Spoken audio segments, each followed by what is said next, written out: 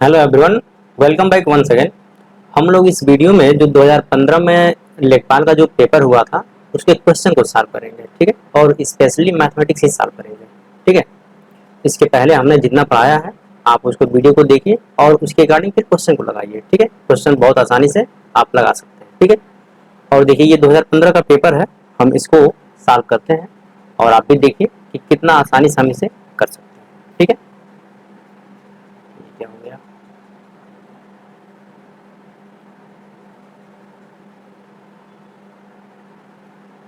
ठीक है, चलिए शुरू करते हैं।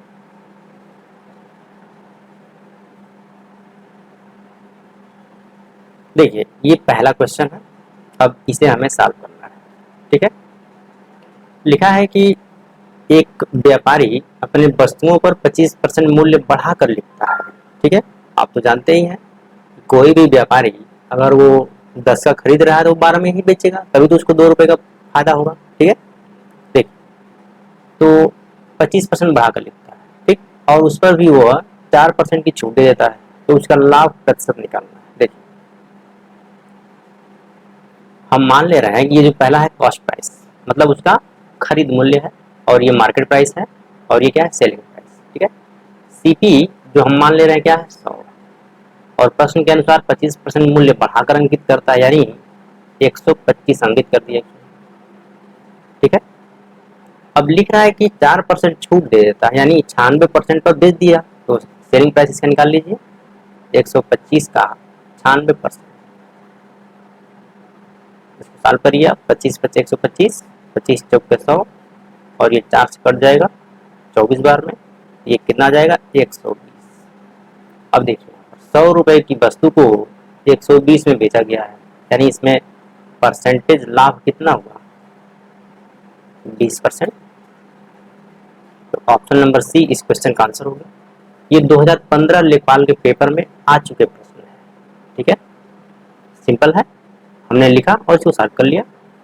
बात समझ में आई? देखिए अगर हम कॉस्ट प्राइस को 100 मान ले रहे हैं, उससे जितना ज्यादा हो रहा है उतना सीधे आंसर लिख दिया, ठीक है। चलिए अगला क्वेश्चन देखिए। अब देखिए यह प्रश्न है कि तीन संख्याओं का योगफल 392 है, ठीक है। तीन संख्याओं का योगफल जो है 392 है। पहली संख्या तथा दूसरी संख्या का अनुपात दे रखा है, ठीक है। अब देखिए ऐसे प्रश्नों को हल करने के लिए यहाँ पर देख लीजिए आप, पहली या हम सीधे फर्स्ट लिख देते हैं,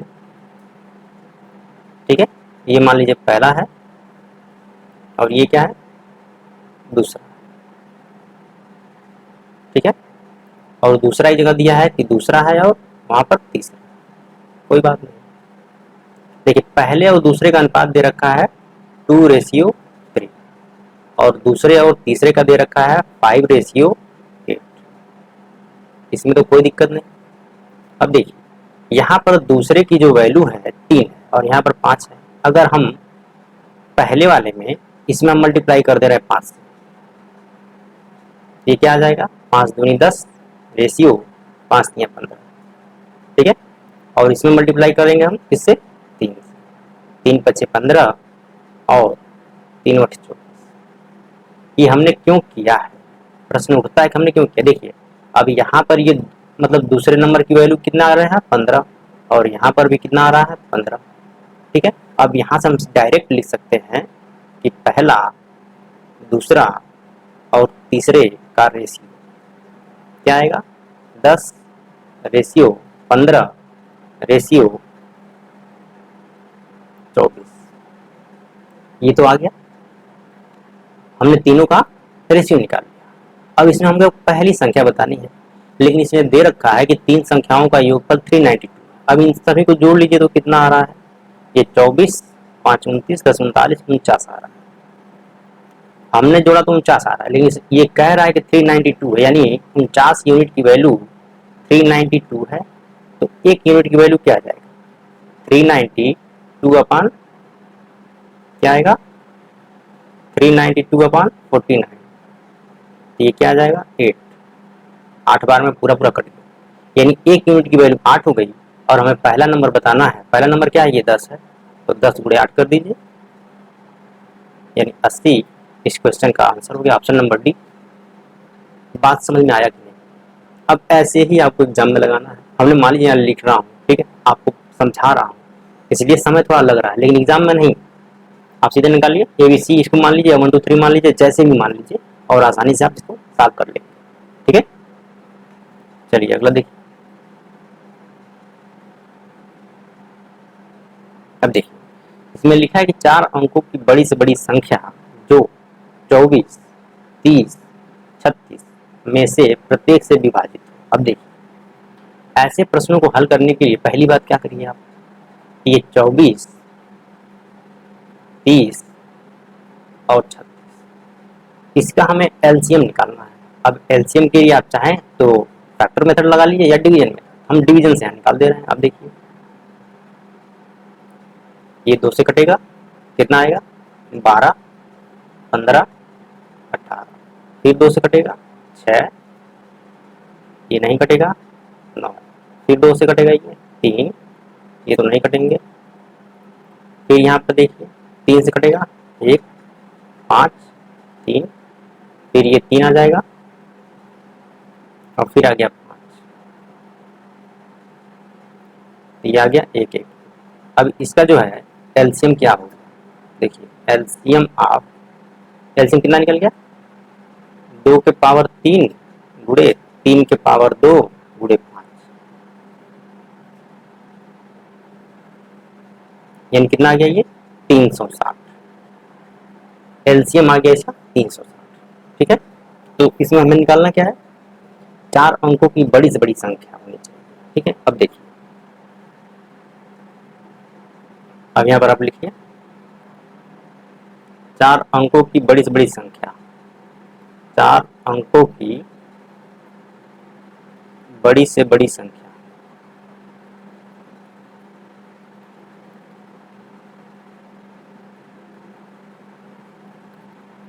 क्या आएगा 999, ये तो हो गया बड़ी से बड़ी संख्या।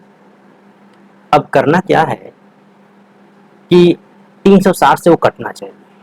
ठीक है, तो हमें करना यही है यहाँ पर। अब देखिए हम इसको तो निकाल लेंगे, तो इसको हम मिटा दे रहे हैं या इसको ये रहने दे रहे हैं, यहाँ भाग दे रहे हैं। ठीक, देखिए तो करना क्या है 999।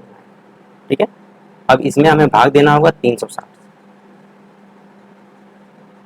तो ये क्या आएगा 2 बार, 36 दूना 72,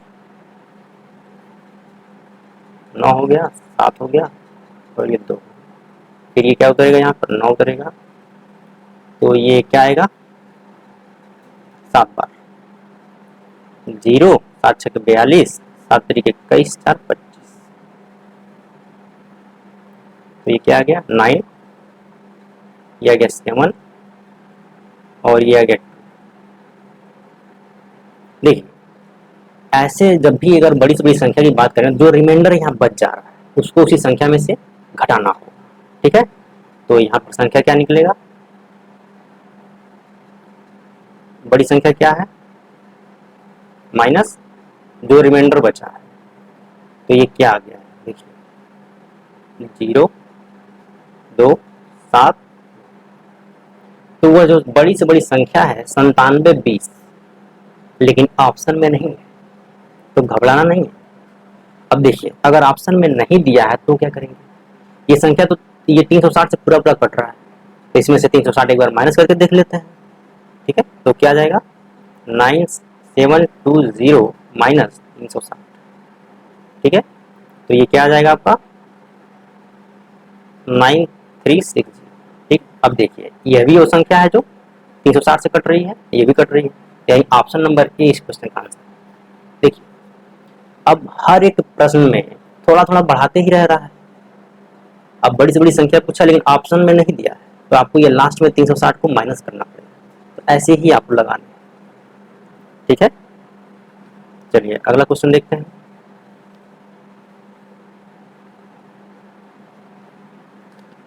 देखिए ऐसे प्रश्नों को कैसे हल करेंगे आप, जब हम स्टैटिक्स पढ़ाए हैं उसमें हमने पूरा आपको इसको लगवाया है। ठीक है, और बहुत अच्छे तरीके से लगाया है ताकि आप इसे आसानी से सॉल्व कर पाएंगे। ठीक है,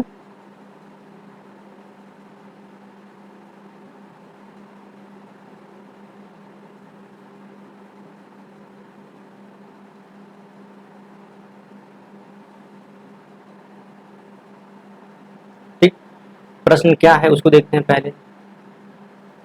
यदि आंकड़ों के एक समूह के माध्य और मानक विचलन गुणांक, ठीक है, देखिए यहाँ पर दिया हुआ है क्या, माध्य, क्या दिया हुआ है 10, और मानक विचलन गुणांक दे रखा है 5, ठीक है। तो हमें क्या निकालना है, मानक विचलन निकालना है, ठीक है, हमें मानक विचलन निकालना है, ठीक। देखिए फार्मूला क्या होता है उसको पहले आप देख लीजिए।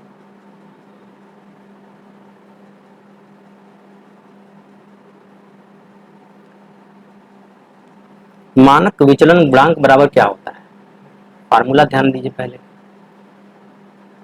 मानक विचलन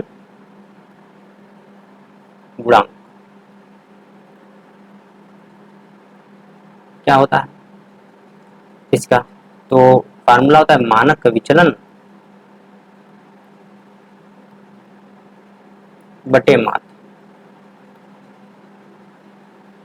अब देखिए विचलन गुणांक इसने दे रखा है क्या है 5, मानक विचलन नहीं दे रखा है क्योंकि हमें निकालना है, और माध्य क्या है 10, तो ये क्या आ जाएगा यहां से मानक विचलन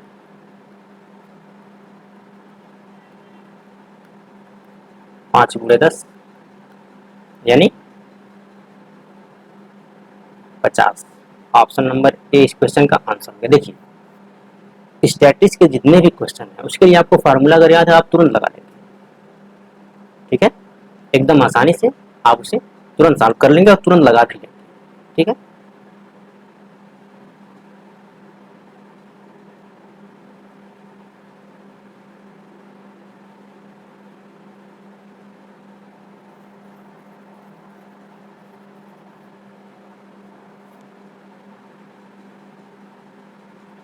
चलिए अगला देखते हैं।